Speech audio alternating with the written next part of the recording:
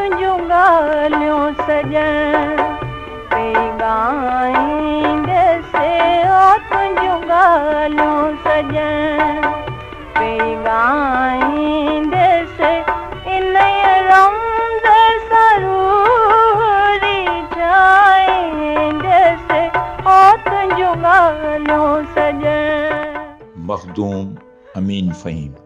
मखदूम मोहम्मद ज़मान तालिबुल मौला जो वॾो फर्ज़ंद ऐं मखदूम नूह सरवर जी दरगाह जो 15 सजादा नशीं।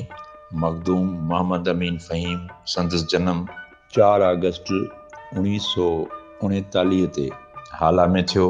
हिन शुरूआती तालीम हालनि मां ऐं ग्रेजुएशन सिंध यूनिवर्सिटी मां कई।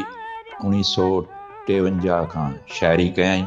संदसि शाइरीअ जो मजमू पैगाम सिंधी अदबी बोर्ड पारां 1990 में छपरायो वियो।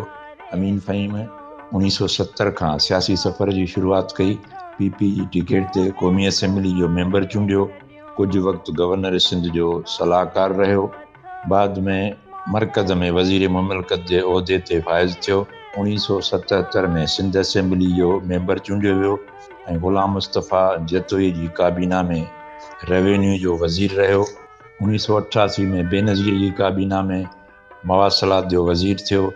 अमीन फ़हीम 1990, 1993, 1997 ऐं 2008 में क़ौमी असेंबली जो मेंबर मुंतख़ब थियो। पाकिस्तान पीपल्स पार्टी जो सीनियर वाइस चेयरमैन ऐं पाकिस्तान पीपल्स पार्टी पार्लियामेंट्रियन जो सदर रहंदड़ मखदूम अमीन फ़हीम 21 नवंबर 2015 ते लाॾाणो करे।